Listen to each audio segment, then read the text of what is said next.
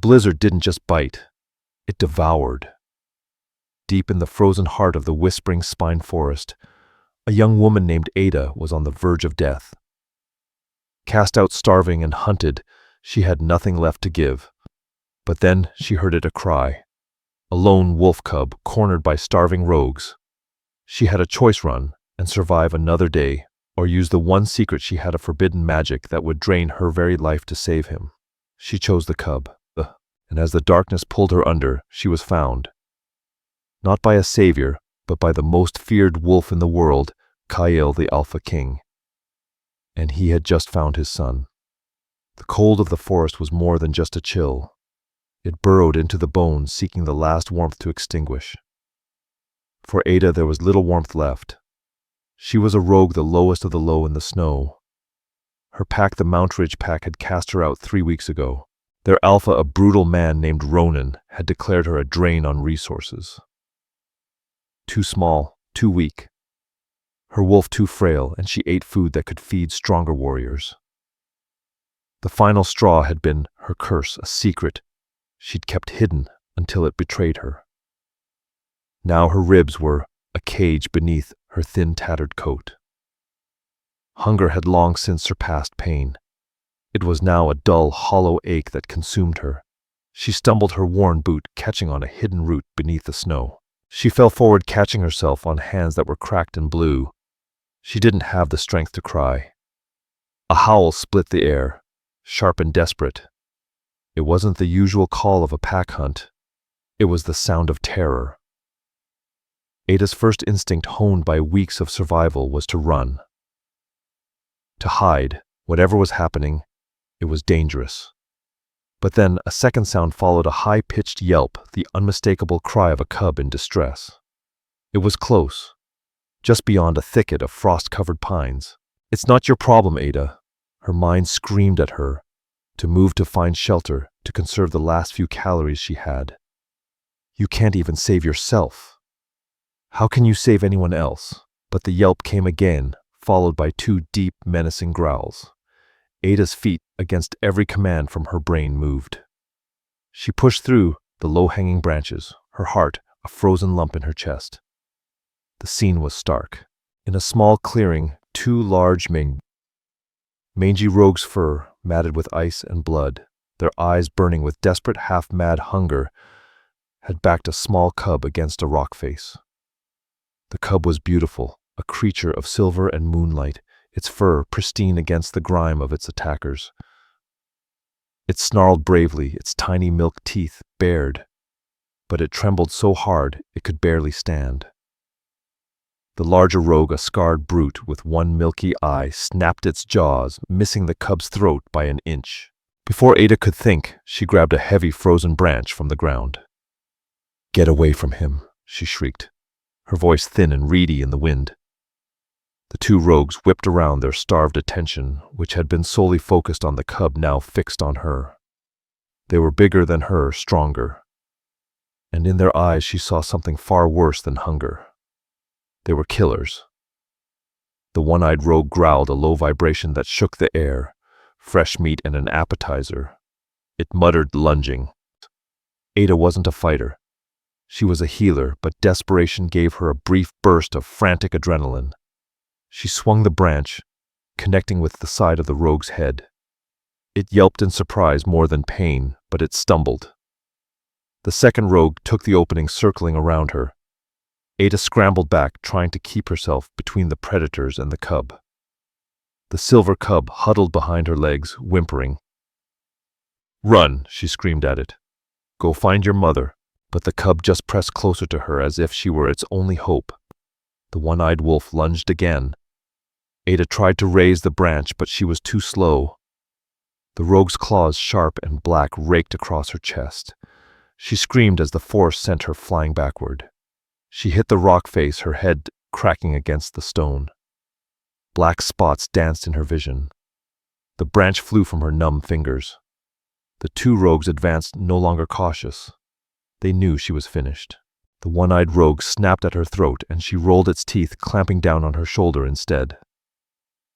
The pain was immense, a white-hot, searing agony. She felt the muscle tear, the hot rush of her own blood melting the snow beneath her. She was going to die here in the snow defending a cub that wasn't hers. The second rogue ignored her, turning back to the cowering silver cub. It was over. No. A tiny defiant ember sparked in Ada's chest. She had one final option, the curse that had led to her exile, the very reason the Mountridge pack feared her. Her grandmother had called it anima translatio, the transfer of life. Ada could heal. But that healing came at a steep price. It didn't create new energy. It only shifted it. To heal a scratch on another, she would feel a day's exhaustion. To mend a broken bone, she'd be bedridden for a week. To save the life of a cub, 2 full-grown wolves were about to die. It would take everything. "Get away from him," she whispered, pressing her bloodied fingers into the snow. The one-eyed rogue, sensing a new threat, turned back to her. It opened its jaws for the killing bite. Ada closed her eyes and pushed. She didn't pull the energy from the earth. There was none to be had in this frozen wasteland. She pulled it from the only source left, her own life force. It felt like her soul was being ripped from her body. The energy exploded outward, not as a light, but as a wave of pure kinetic force and searing heat. It wasn't healing energy. It was a shield, a concussive blast of her very essence. The blast slammed into the 2 rogues, sending them flying backward like rag dolls. They hit the trees with bone-crushing thuds and didn't move again. They were dead. Their life force extinguished by the raw sacrifice. The silver cub, shielded by Ada's body, was unharmed. The clearing fell silent save for the howl of the wind. Ada gasped, the world tilting. The massive wound in her shoulder was gushing. The cold was gone, replaced by a terrifying, spreading numbness. Her magic had saved the cub, but it had drained her completely. She had used the last of her strength. She looked at the little silver cub, now nudging her face, whining. "Go," she whispered, barely a breath. "Be safe." Her vision blurred, edges turning dark. The last thing she saw was the silver fur of the cub, and the last thing she felt was the snow against her cheek as she slipped into unconsciousness. Alpha King Kelvin Valerius moved through the forest like a shadow of fury. The snow didn't crunch beneath his boots. It gave way. He was the supreme ruler of all packs in the Northern Territories, the alpha of alphas and the master of the Obsidian Claw Pack. And right now, a primal fear gripped him greater than any blizzard. His son was missing. He shifted into his wolf form. His beta Ronin had reported, his voice tight with panic. "Prince Talon," he shifted early. There had been a distraction of fire at the eastern wall. While the patrols were diverted, Talon had broken through the fence, running straight into the spine.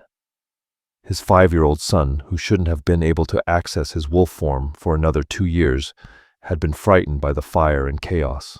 He'd broken protocol, fled into the most dangerous unclaimed territory on the continent. "Spread the patrols in a fan pattern," Kale commanded, his voice low and growling through the blizzard. "Find him. I want every warrior you have. Find my son." But Kyle didn't wait. He ran. He followed the fading scent of his son, a scent of pine needles and ozone that was uniquely Talon. But the wind was stealing it, burying it under fresh snow. Talon. His roar echoed inhuman, a sound that sent birds scattering from trees miles away.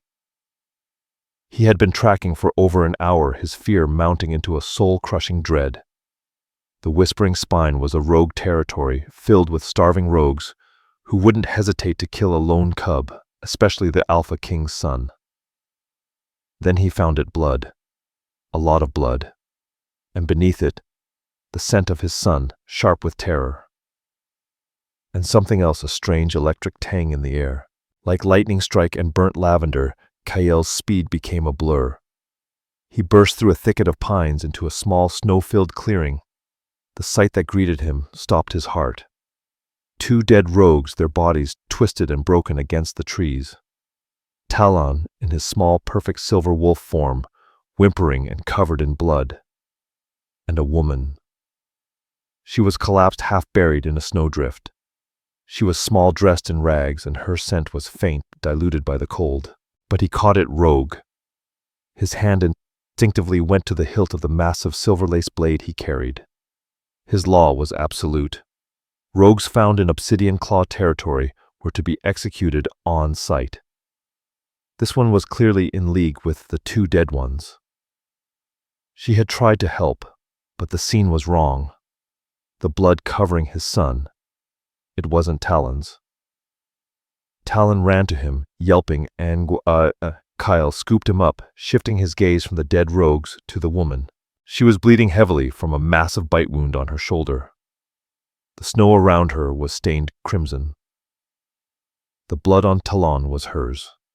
She had been protecting him. Ronan Kyle barked into his comms. "I have the prince. He's unharmed.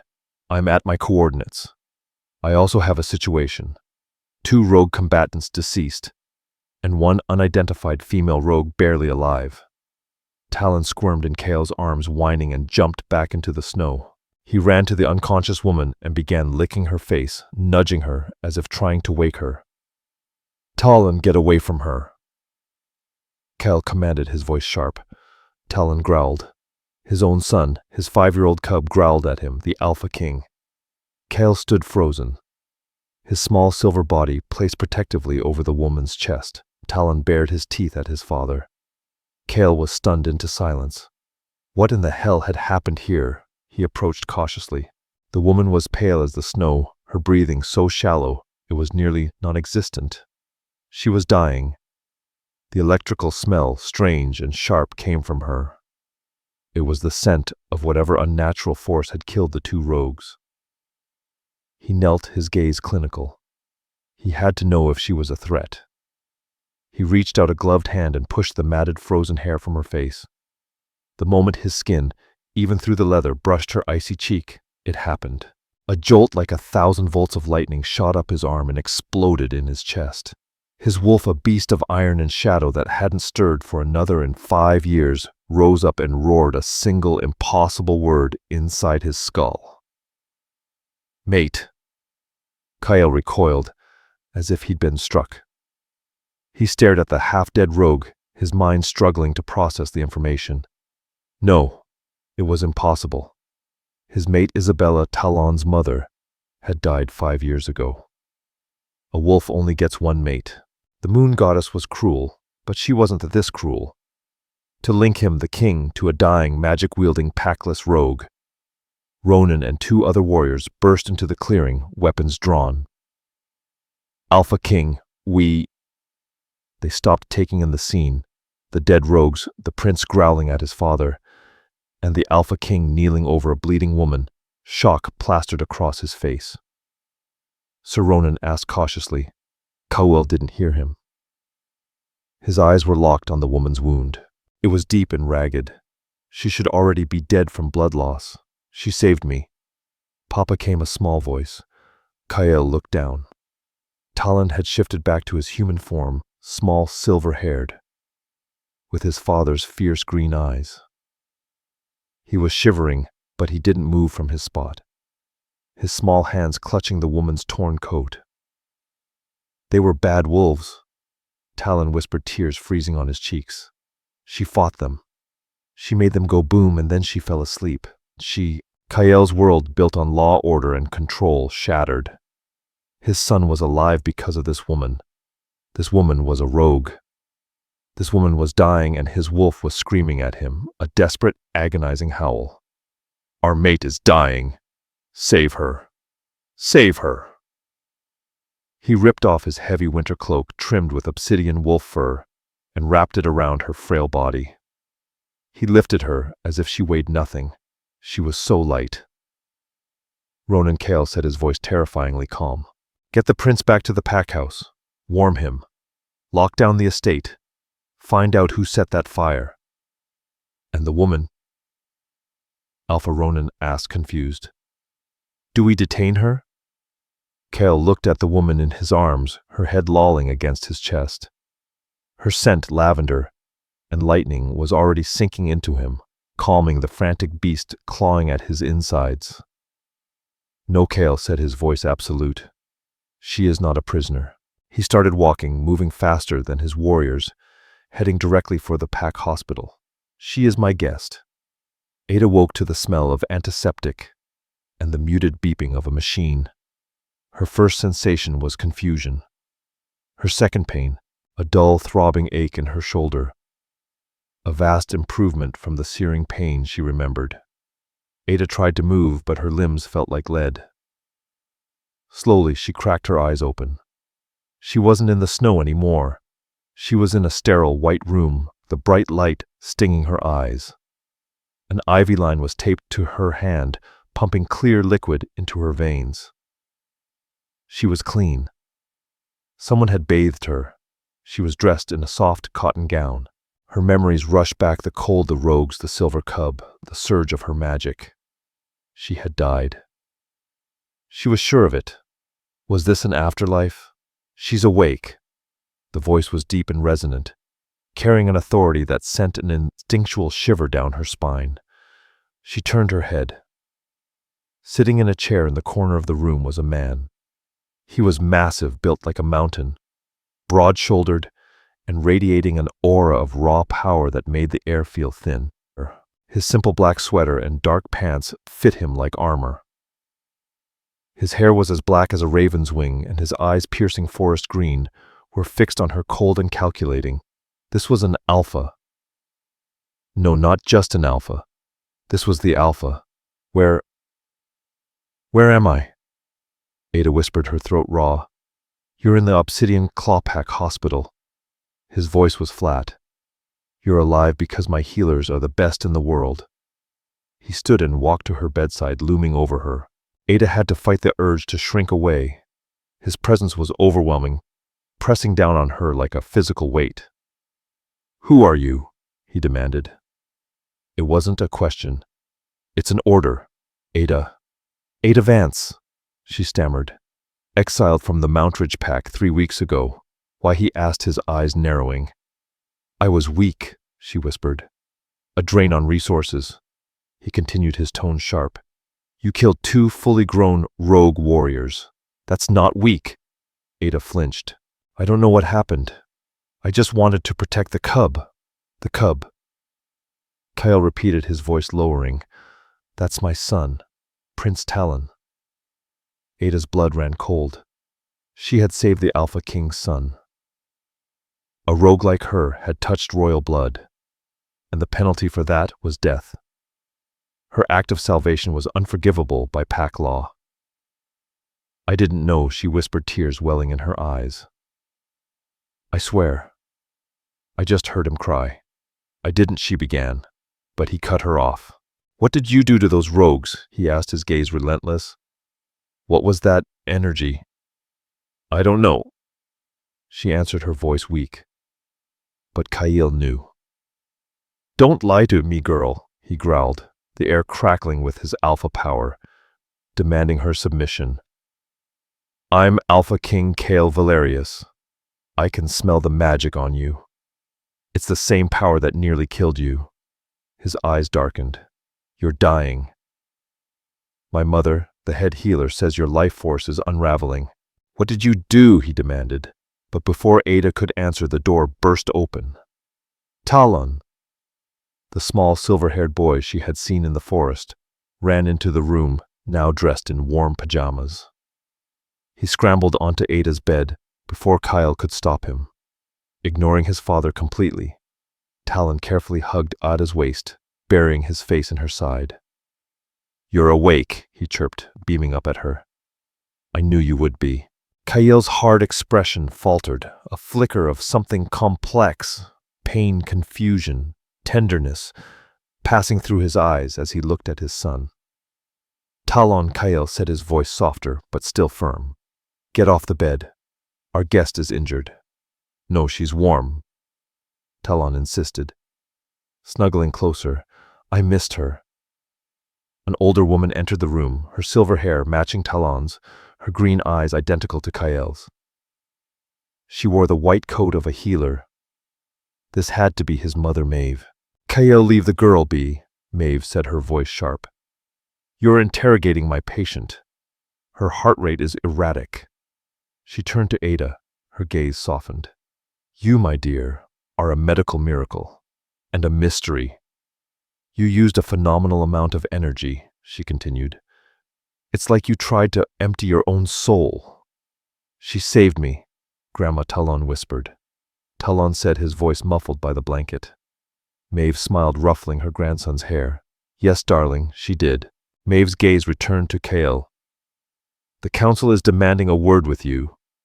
Kael Darius is particularly agitated. They know you brought a rogue into the pack house. They're demanding her immediate execution or banishment. Kael's jaw tightened. Darius can wait, Kael muttered.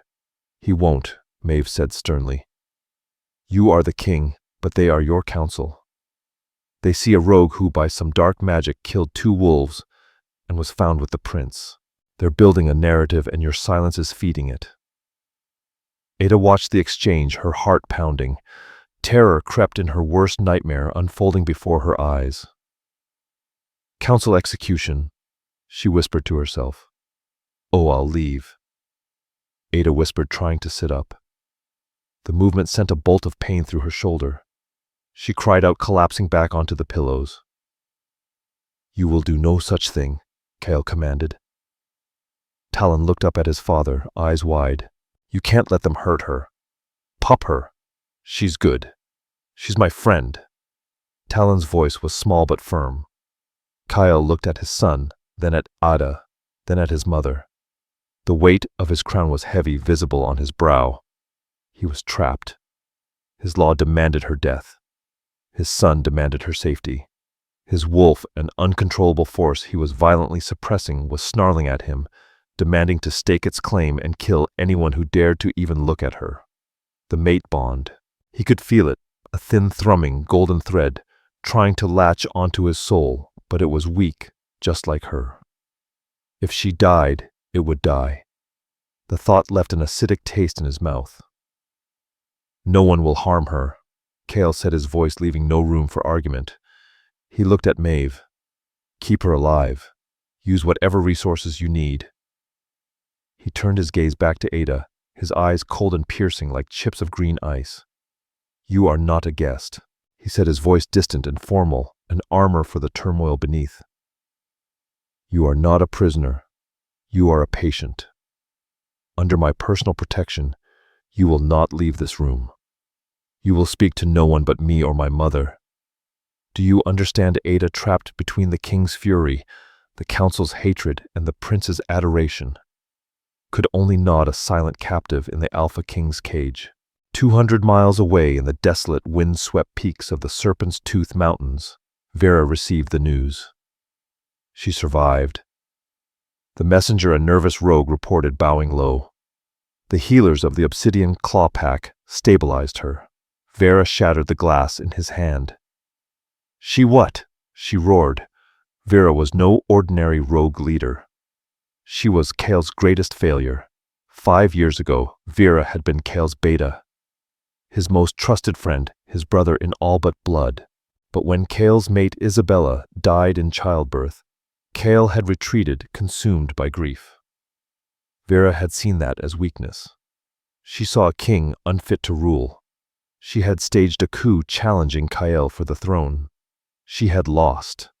Kael, in a moment of mercy that Vera had mistaken for weakness, had spared her life, exiling her instead.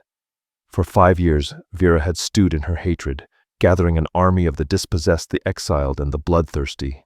The fire at the Obsidian Claw Wall hadn't been a random distraction. It had been her doing a calculated ploy to create chaos, allowing her men to snatch the prince. She would raise the boy as her own, a perfect weapon to one day use against Kael. But the plan had failed because of her. Who is she? Vera snarled. No one, the messenger replied. A rogue Adavance cast out from Mountridge for being a weakling. A weakling, Vera scoffed. A weakling killed 2 of my best trackers and created an energy shield I could feel from 5 miles away. No, she's something else. He paced in his stone chamber, his mind racing. The reports of the energy, the strange life-draining magic. It sounded familiar. It sounded like the old legends, the legends of Animasasa, the Life Weavers.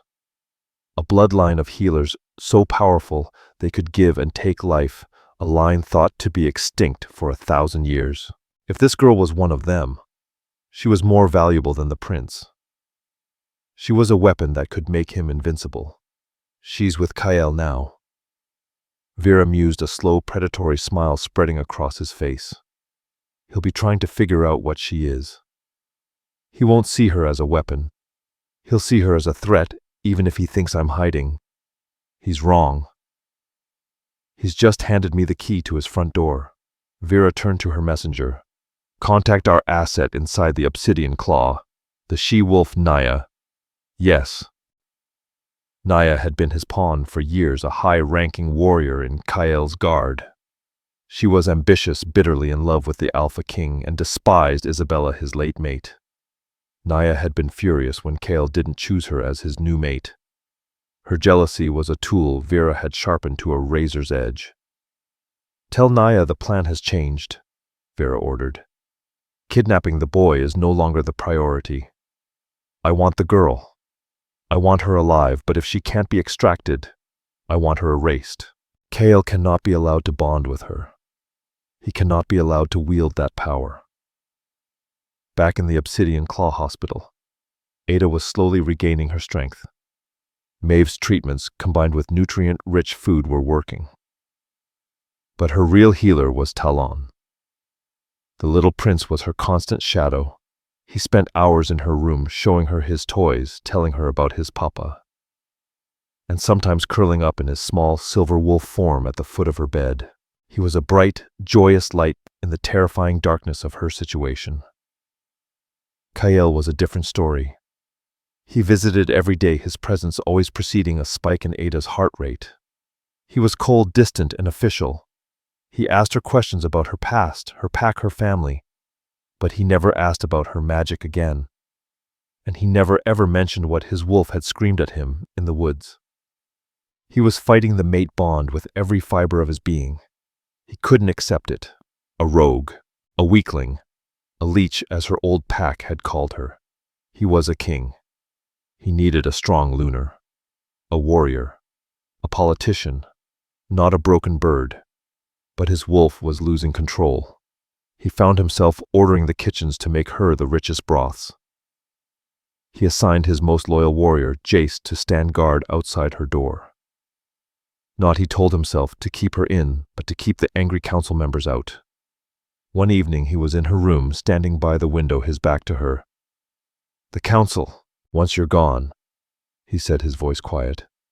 "Elder Darius is calling for a public trial. They say you're a dark witch, that you lured my son into the woods." Ada's hands twisted in the blankets. "You know I didn't." "What I know doesn't matter," he snapped, turning to face her. "It's what I can prove. And right now, all I can prove is that you're a rogue who possesses a dangerous unknown power." It's not dark," she whispered, her voice trembling. "It's just me." "Then tell me," he pleaded, his control finally cracking. He stalked to her bedside, his green eyes burning into hers. "Tell me what you are, because I look at you and I see a dozen laws I am breaking. I see a civil war brewing in my pack, and I see my son who adores you, and I don't know what to do." The raw agony in his voice shattered her fear. He wasn't just a cold king. He was a man in turmoil. A man and a mate. She could feel the pull, too. A strange, comforting warmth she felt only when he was near, a warmth that was fighting the life-draining emptiness inside her. "My grandmother taught me," Ada began, her voice gaining a small measure of strength. "She said we were life weavers. I can take the pain from someone. I can mend.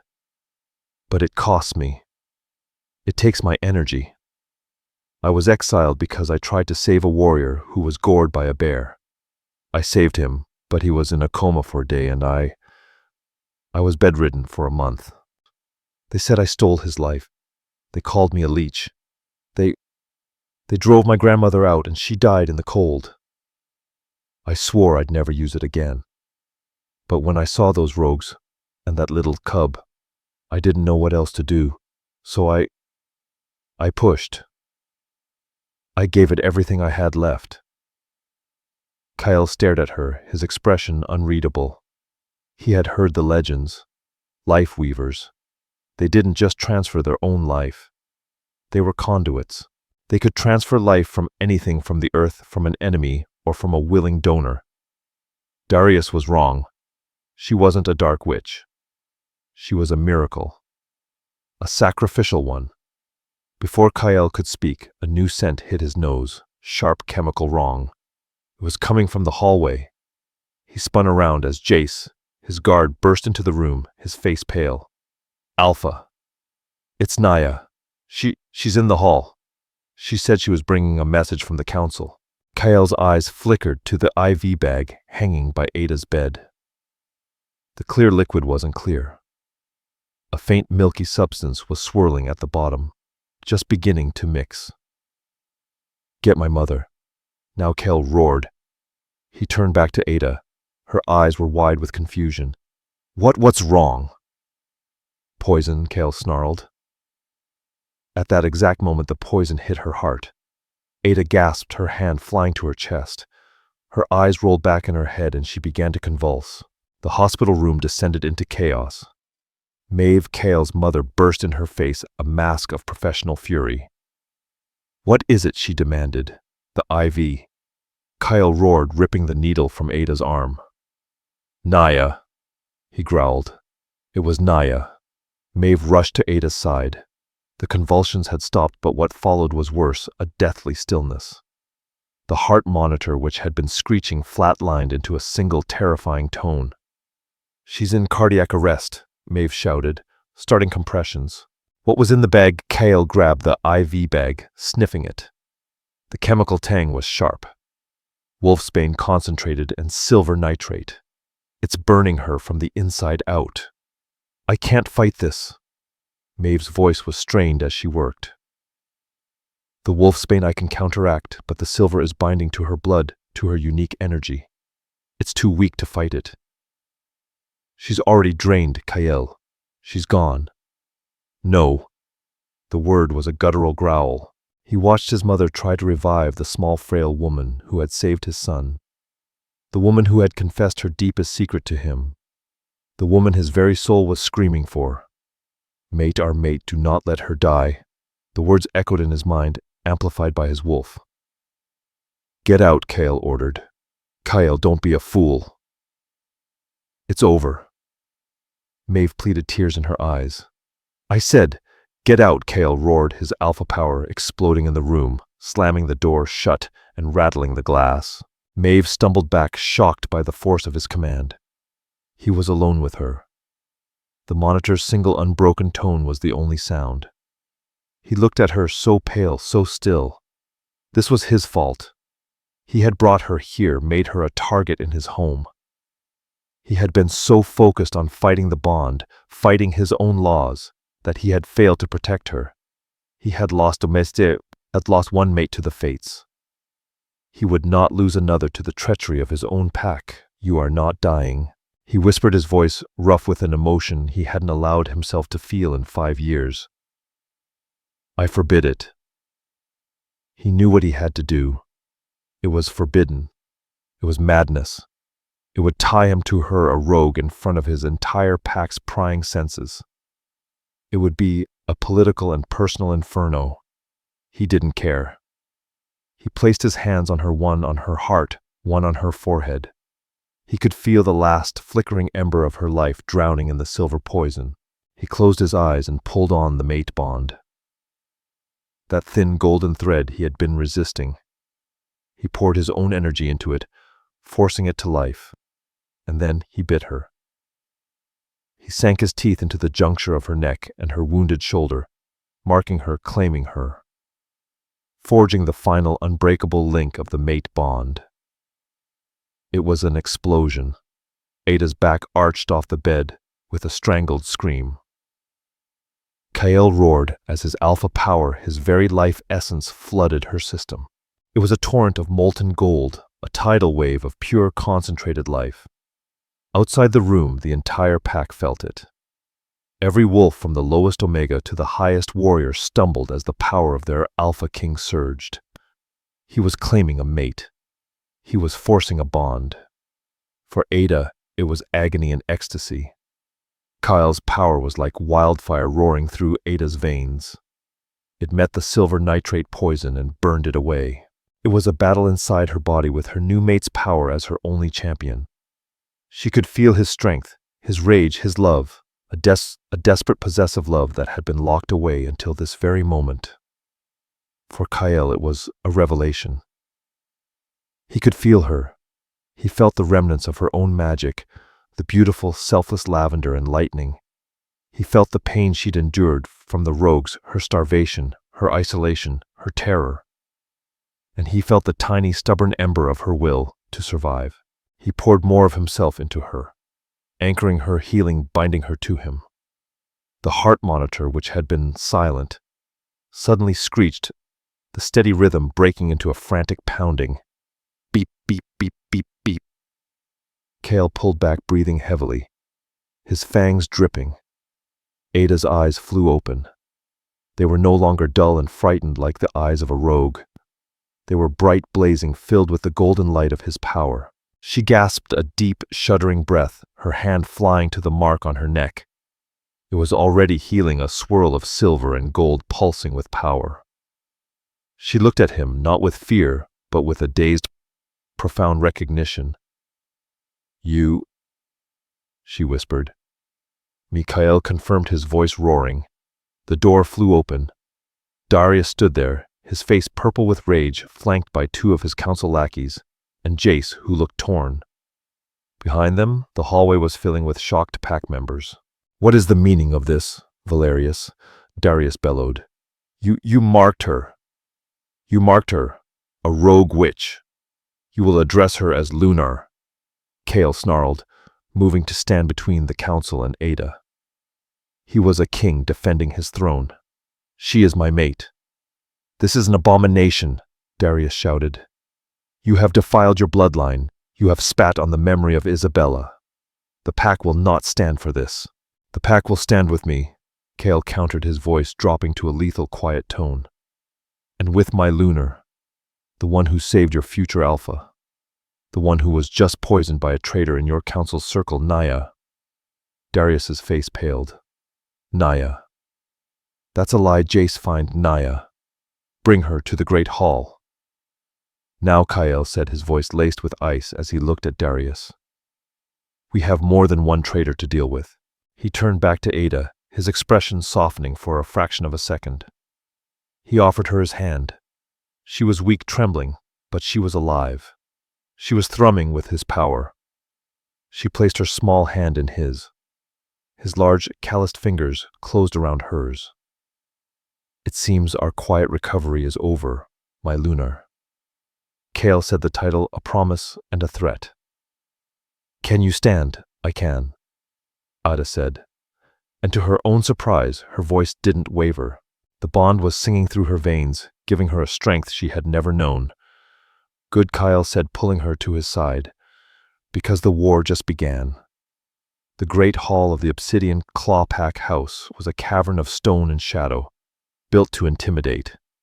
Tonight, it was a pressure cooker. The entire pack was crammed inside, murmuring a low, angry buzz. At the front on the Alpha's dais stood Kyle.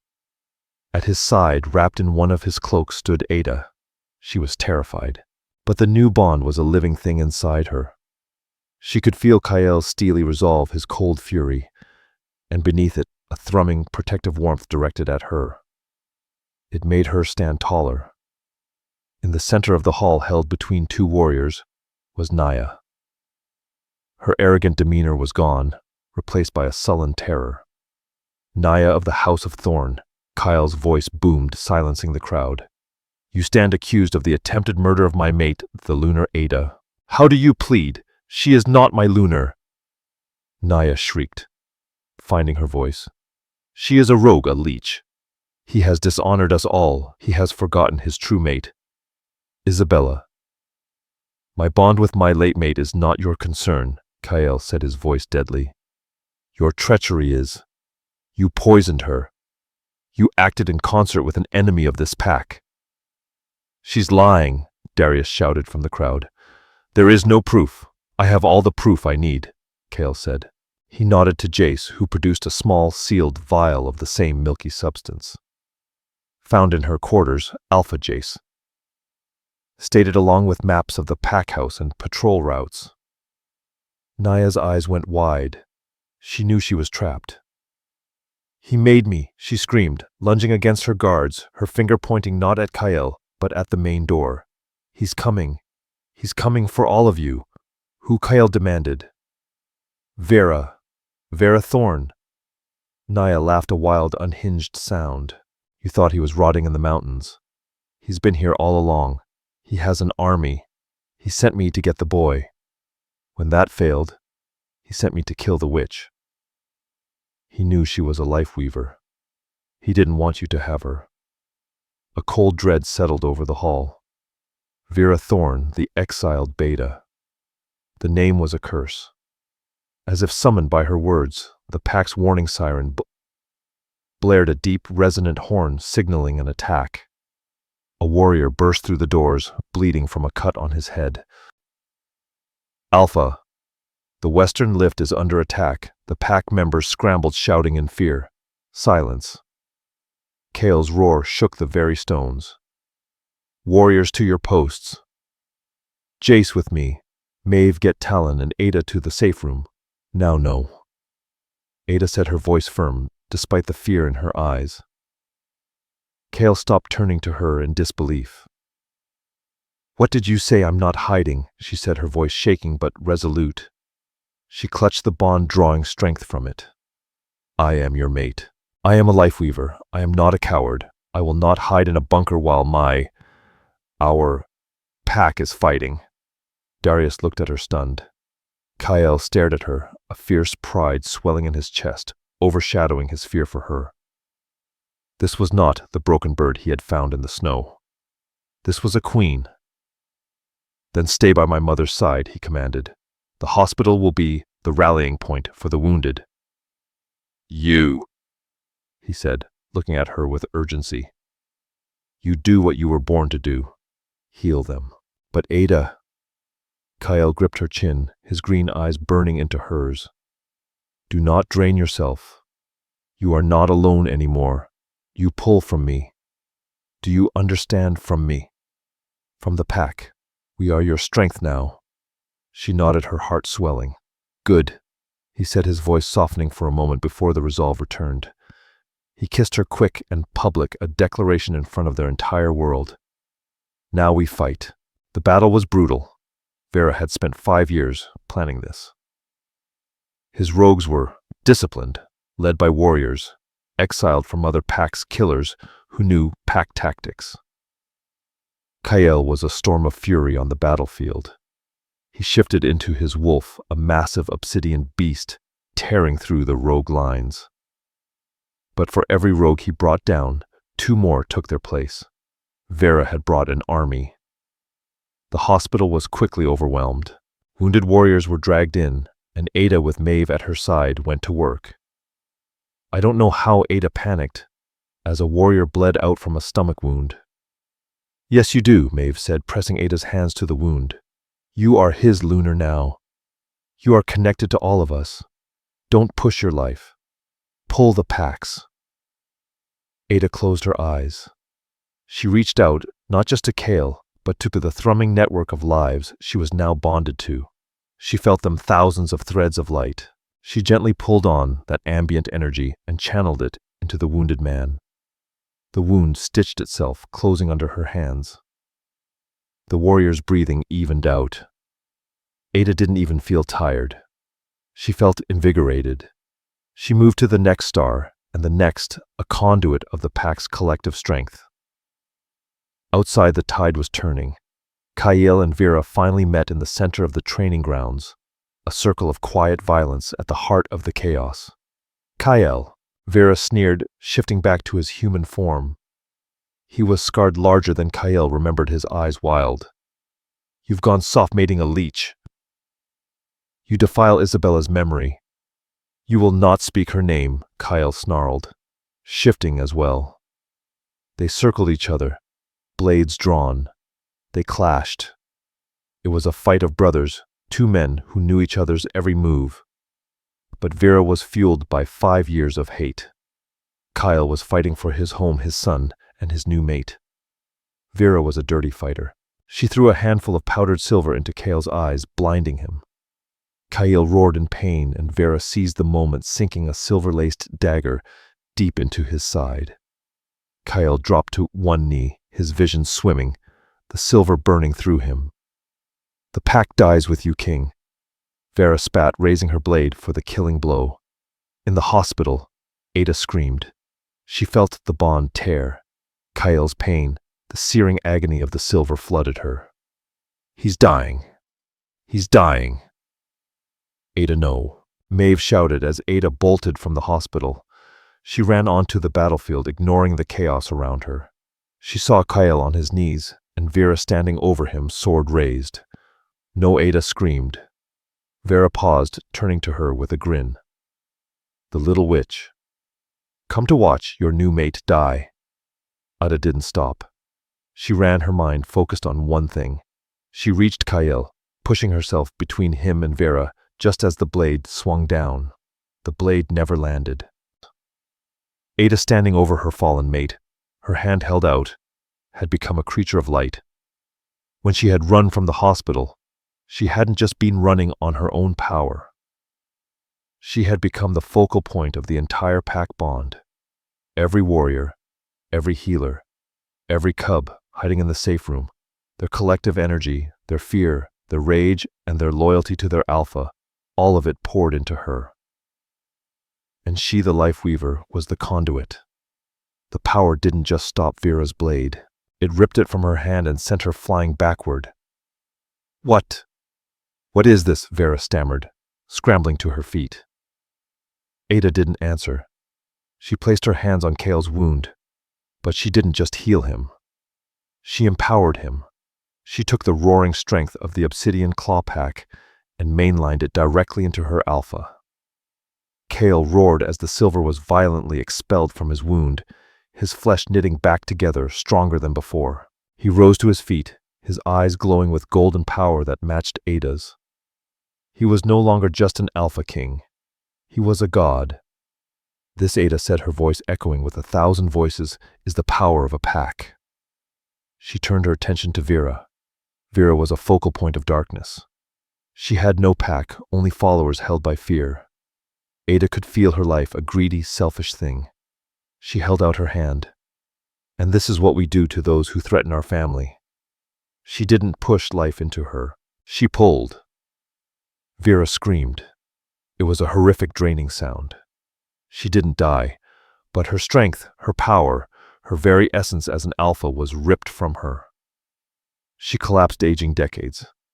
In a second, her hair turning white, her body withering into a frail, weak old man.